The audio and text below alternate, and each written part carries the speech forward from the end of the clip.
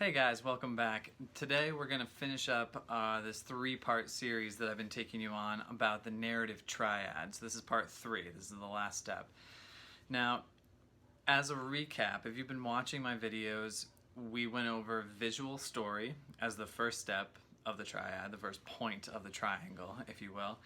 And then number 2, which I got to last week, is the internal narrative. Now, the visual story, just as a quick refresher, is the message or the story that you're conveying with your clothing, with your body language, with your hand gestures like this, with your facial expressions, with the way that you stand and interact with people, just any time during the day, whether it's going grocery shopping or whether it's in some important business meeting or something like that. Now, the internal narrative then is when you journey inwards. The internal narrative is when we talked about self-talk. It's the story that gets cycled within yourself that becomes part of your identity. It becomes this very reinforced, cyclical, continual message that you're telling yourself based on beliefs that you have, based on your ability to meet certain expectations in your life. And so once you create those, it can have positive or negative effects depending on the type of message that you're telling yourself and depending on how reinforced that message is. But what those lead to is number 3, which is today's topic. Today's topic, the third point of the triangle, of the narrative triad, is external expression. So we have visual story, we've had internal narrative, now we're going back out into the world and we're expressing ourselves. This is external expression. Now, this topic is super simple, super simple, and you're going to think it's pretty simple and pretty intuitive, but external expression is kind of how it sounds. Like any kind of expression that you are sharing and presenting to the outside world. Okay, so this could be any kind of casual conversation. It could even just be texting. Could be something as simple as texting on your phone because it's getting outside of you. It's being expressed to something outside of you. All the way up to really important things like business meetings or public speaking events or social media marketing or videos like this. This is a great example of external expression that I had to take a long time to get comfortable with and be okay getting in front of the camera to do. So this is a great example. So those of you who want to start a podcast or have already started a podcast, you know your daily practice is external expression. So those are all just a lot of examples, but external expression is just any kind of external communication, most often verbal in some way, shape, or form. Now, how does this all tie in, right? The last piece, the external expression piece, is super simplistic. And so a lot of people get hung up with like, okay, well, if we have to analyze our visual story and we dive deep inside ourselves to learn what our internal narrative is, and then it just feels like it comes to a stop with this super simple external expression of just how we talk to each other. It seems really intuitive, seems pretty commonsensical, but here's how this all ties together. If you recall, I actually taught a class on the narrative triad. A whole class. There's a whole system that I created that walks people through defining their visual story, learning what their visual story is, and defining and redesigning what they want it to be, as well as the internal narrative and steps to take to change and rewrite those belief systems, as well as how you want to share whatever message you have with the world. So in the step 3. So there is this whole system, and the reason I taught this class was to help people with how I marketed it as personal branding. Now, I don't mean personal branding by way of like coaching them how to use social media and marketing channels and things like that, even though this can be applied to that. The way I did it was teaching them how to align all of these things about who you are and what you want to share with the world before you share it, so that you feel confident and comfortable sharing it. So let me tie it all back together for you. There's a reason why it's in this order. And even though I sometimes visualize this as a triangle, because it's a triad, it's very much a cycle. It's very much a cyclical pattern that these three aspects create. So let's go over some examples that'll help you tie it together really, really well. Okay, so let's see. One student I had, she told me that her visual story throughout that day before I saw her in class was that she was spending time at home in her pajamas because she had just moved houses and was unpacking things. She didn't need to look nice. She didn't need to look presentable. She wasn't even talking to anybody during that day. And then she was like, oh shoot, I have to go to this class. And she wondered, well, what should I wear? And so in her case, that had kind of been a stressful day for her. She confided with the class that she had been through a lot that day. She had felt really stressed with the unpacking, with the overall move in general, and she almost felt unmotivated to even show up to my class.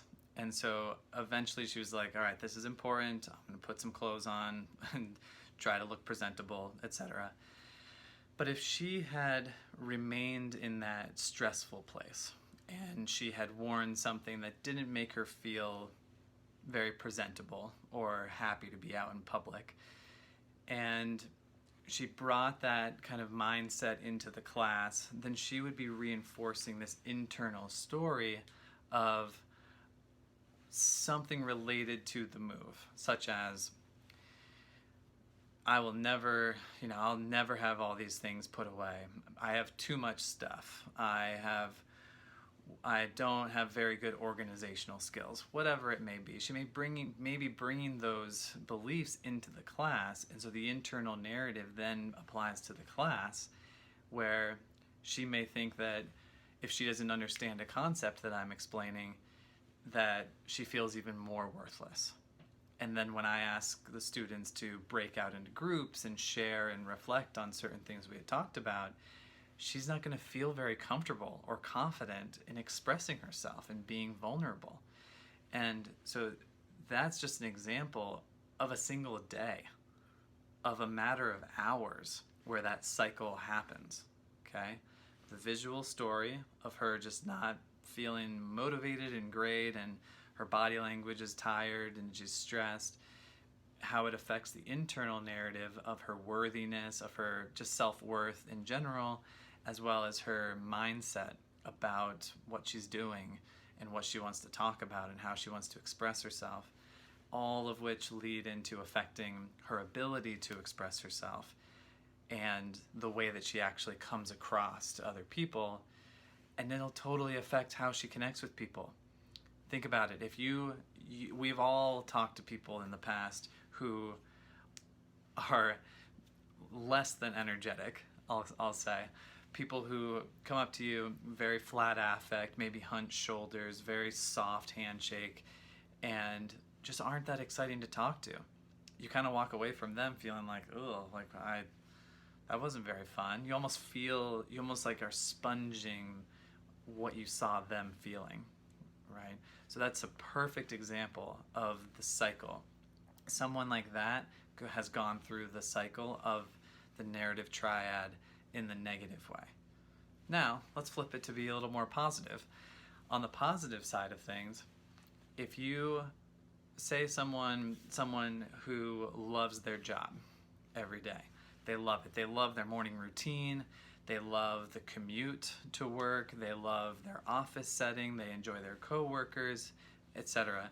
They're going to get up and they're already going to be in this mindset based on maybe the previous day's narrative triad cycle, because it just keeps cycling. And they're going to feel good about how they look. They're going to care about how they look. They feel excited about dressing up or looking nice or feeling stylish. And what that does is that conveys into them, it lets them absorb this idea and this story that they are competent, that they are stylish, that they are self-aware, that they're strong, that they're confident. And if they look good, this is the classic case. You look good, you feel good, right? So if you're confident in how you look and you like the story that you're actually telling people, then you're going to tell yourself much more positive things about your ability to do your job and your ability to have a good day on the most basic level. And of course, I bet you know where this is going. If you're feeling good about how you look, feeling good about where you are, you're telling yourself positive and encouraging things, then that's how you're going to present yourself to others. What if that person walked into a board meeting? They're going to feel much more energetic and social and present and confident in whatever they have to say or whatever conversations they have to have, because all the other pieces of the triad were aligned. All three pieces were aligned. So it's the pursuit of this alignment that's the most important for people. Oftentimes you're able to tell if one thing is off, if you don't like the way you look, or your style, or your hair, or your skin, or your weight. Then oftentimes it starts with the visual story, because that's going to affect your internal narrative. If you're actually okay with how you look, and you talk to people in certain ways, and you're kind of comfortable with how you're talking to them, but you just feel like crap because you can tell that your self-talk and self-worth is really, really low, then that's your internal narrative. Okay? So there are ways that you can assess very easily using this triad where in your life you might be getting a little hung up, and where the source of any kind of emotional obstacles or emotional or mental health issues may arise down the line. So you can use this either as a framework, as a system, kind of like a habitual system that you can make into a discipline throughout your day of reminding you of 1, 2, and 3, or you can use it as a little bit of a map. If you're having a bad day or a bad week or a bad month, like some of us have, you're welcome to use it as a map to just be like, all right, where am I getting hung up? Where is the cycle really getting stuck in an uncomfortable way? So that's what I leave you with today. I really want you to think about these 3 aspects for yourself in your life, and I want to know, is there one of these that you feel like you are most hung up with, that's getting in the way the most of living an authentic, aligned, and fulfilling life for you personally? So please go ahead and respond in the comments or message me directly. I really want to hear your answers to this. If you're interested in learning about how to implement this system into your daily life, go ahead and reach out to me either here or on my website, because the link is down below, and we can get started completely free. I would love to do that for you. It's super powerful, and it's really fun too. It's really cool to dive into the three layers.